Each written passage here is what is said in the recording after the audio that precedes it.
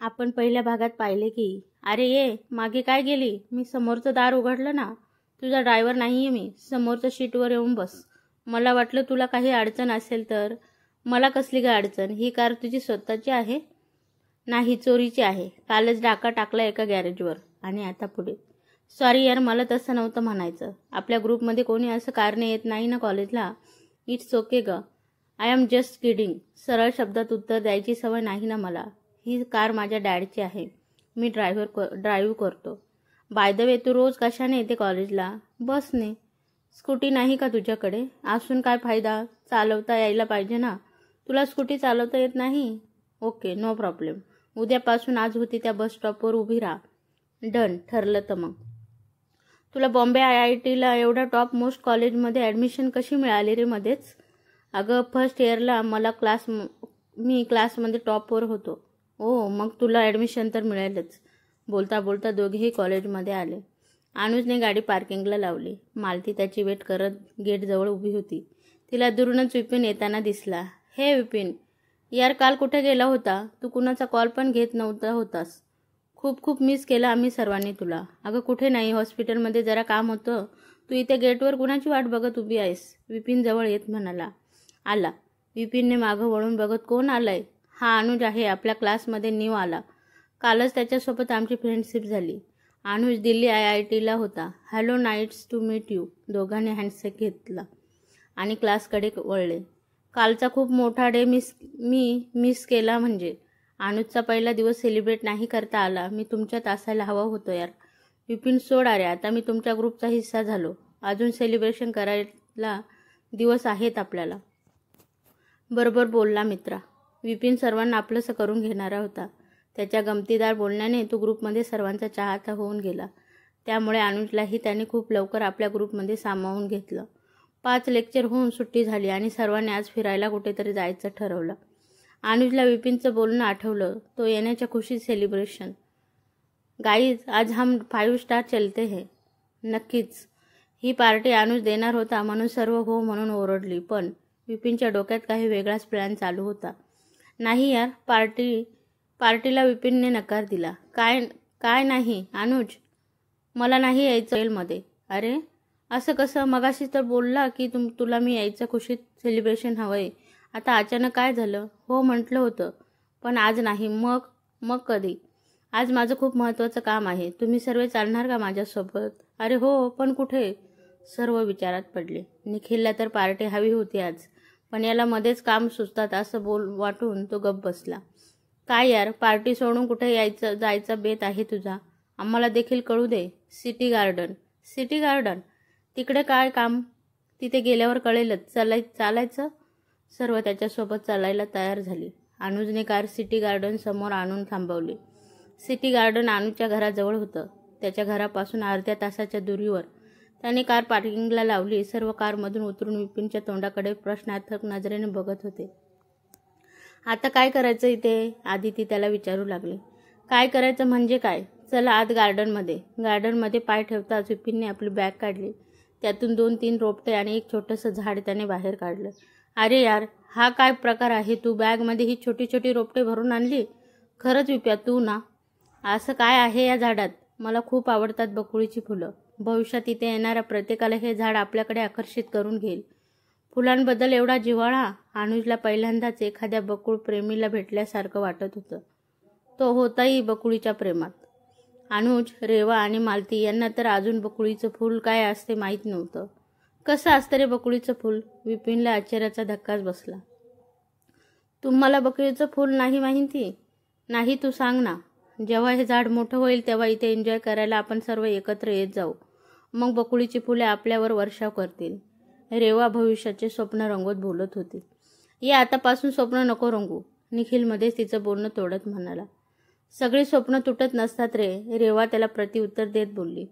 तू पण येशील ना विपिन इथे? मग काय, मी इथेच पहुडलेला असेल. असं का विचारतेस?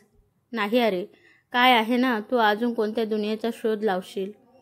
तुझं आपलं कशात ना कशात भान हरवून बसणं चालूच असतं.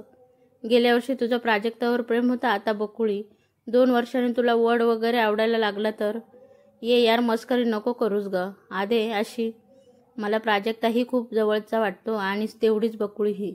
सुंदर, नाजूक आणि तना मनाला भुरळ घालणाऱ्या सुहासिक फुलांनी बहरलेली बकुळी, जणू सुगंध कोशाचे भंडारच.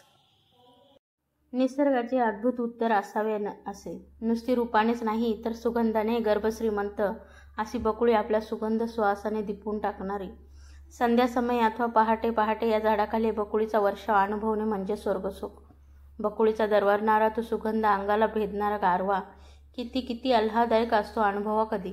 बकुळीचं आणि माझं एक वेगळंच नातं आहे.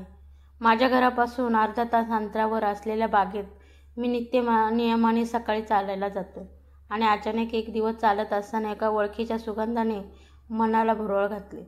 सुगंध ओळखीचाच होता, पण मला नाव आठवत नव्हतं. सुगंधाच्या दिशेने आपोआप पावले वळली. माझ्या आनंदाला तर उधामच आलं. कित्येक वर्षानंतर मी बकुळीच्या झाडाखाली उभा होतो. नक्षत्रांसारख्या सुवासिक फुलांचा सडा पडला होता. मन भूतकाळात गेलं. मनात बालपणीच्या अनेक आठवणी उजांबळून आल्या. मी 6वीत असेल तेव्हा आमच्या घरी बाबांच्या गावाला अंगणात डौलदार बकुळीचं झाड होतं. बकुळीचा सुगंध मला तेव्हापासून परिचित आहे. नंतर बाबांच्या बदल्या होत गेल्या आणि बकुळीचा सुगंध काय तो आपलासा होऊन गेला, फक्त ओळखीपुरता. आता ते गाव ओस पडलं. आजी आजोबा कोणीच आपलं नाही तिथे. गावाकडच्या आठवणी ताज्या झाल्या की मन तिकडे घेऊन जातं मला भूतकाळात. पावले मात्र आहे त्या जागी स्थिर राहतात. अनुजला मध्येच प्रश्न पडला, झाड असेल ना रे अंगणात बकुळीचं? माहिती नाही आता असेल की नाही ते. मोठेपणीही लहान होऊन मी तोच अनुभव भान हरपून घेतला. आता 2 दिवसाआधी मी फिरायला जात असताना कुठून तरी हा सुगंध दरवळताना माझ्यापर्यंत आला आणि त्या सुगंधाचा मागोवा घेत मी झाडापर्यंत पटापट बकुळीची ओंजळभर फुले गोळा केली आणि भरभर त्यांचा श्वास घेतला. मन प्रसन्न झाले अगदी. त्या सुगंधासमोर मला कितीही महागडा परफ्यूम आणून दिला तरी थिट्टा पडेल त्या श्वासासमोर. ती फुले मी ओंजळीत घेऊन घरी आलो. ओंजळीतून फुले पातेल्यात सोडावी असं वाटलंच नाही. फुलांनी ओंजळ भरूनच राहावी असं सारखं वाटतं मनाला. ह्या फुलांची विशेषता म्हणजे ही फुले कालांतराने वाळू लागतात, पण सुगंध मात्र कमी होत नाही. फुल आकारानं लहानशी, नाजूक, आपल्या शर्टाच्या बटणा एवढी. रंग सफेद, हलकीशी पिवळसर झाक असलेले विलोभनीय असतात. पाकळ्यांची नजाकत चांदणीसारखी. इतकी देखणी असतात की टक लावून पाहत बसावं. आणि सुगंध तर केवळ दैवी असतो. तो अनुभवल्याशिवाय कळणारच नाही. या फुलांचे अजून एक वैशिष्ट्य म्हणजे मिटलेली फुले. पाण्यात टाकल्यावर पुन्हा उमलतात इतर फुलांसारखी. ही फुले कुजत नाहीत, वाळतात. वाळल्यावर सुद्धा आपला मादक मंद सुहास कायम राखतात. 3री 4थीत मी गावाकडे असताना बकुळीची फुले पुस्तकात ठेवायचो. मला खूप आवडायचे. पुस्तकांचे पान अलगद उघडत असताना जो पानांपानांतून सुगंध यायचा तो बकुळीच्या उमलत्या पाकळीतून येतोय असा मी भान हरपून जायचो. बकुळ्याच्या फुलांची महती ऐकता ऐकता सारी त्याच्या सांगण्यात हरवून गेली होती. चला आता आपण ही बकुळी इथे लावून घेऊ. हो यार, खूप खूप आनंद मिळाला इथे येऊन. तुझे आभार विपिन, तू आम्हाला घेऊन आला. झाड मोठं झाल्यावर इथे येणारा प्रत्येक जण झाडाजवळ 10 मिनिटे तर थांबेल, सुखावेल आणि आपली सारी दुःख क्षणभरासाठी विसरून इथून पुढे समाधानी होऊन जाईल. हे तू बोलतोय निख्या, अनबिलिव्हेबल. का? मला नाक नाही का? मला वाटलं तुला फक्त तोंडच आहे गिळायला आणि बोलायला.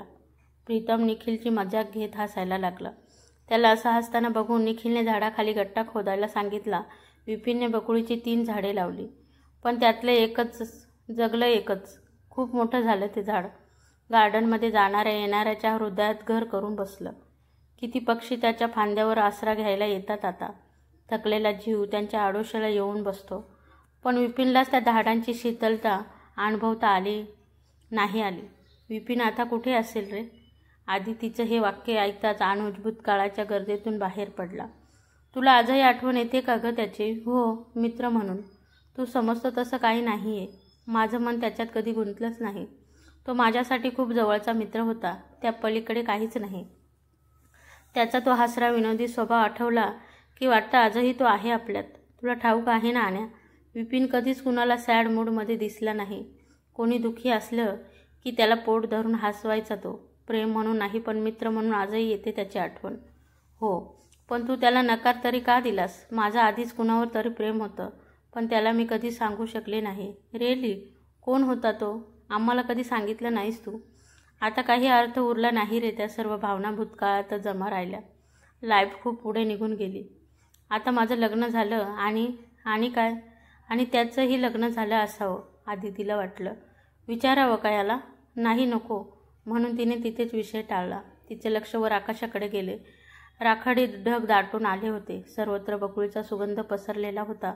इवलीचं रोपटं होतं हे विपिनने लावलं होतं तेव्हा. आता किती बहरलं ना, एवढं विशाल झालं. आदितीच्या मनात जे विचार घोळत होते तेच विचार अनुजच्या डोक्यात चालले होते.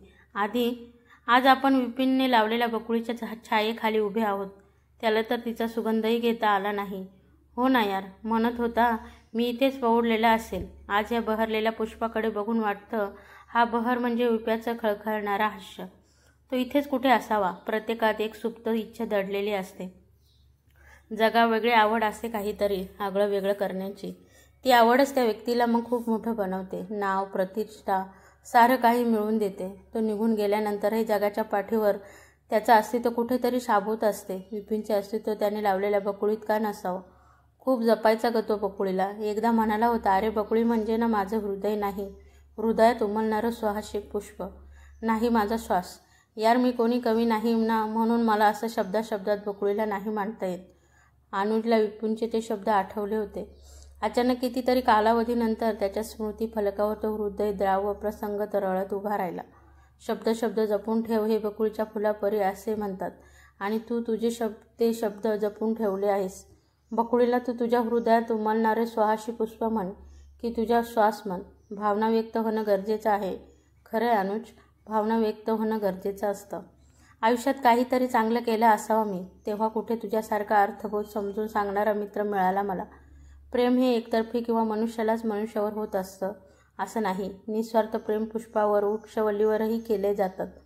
भावनांचं काय त्या शब्दात खेळतातच. अनुज, तुला काही सांगायचं होतं, सांग ना मग. तर कहाणीचा दुसरा भाग आपल्याला कसा वाटला कमेंट्समध्ये नक्की सांगा. आणि आवडल्यास लाईक करा, शेअर करा आणि महत्त्वाचं म्हणजे चॅनलवरती नवीन असाल तर चॅनलला सबस्क्राईब नक्की करा. धन्यवाद.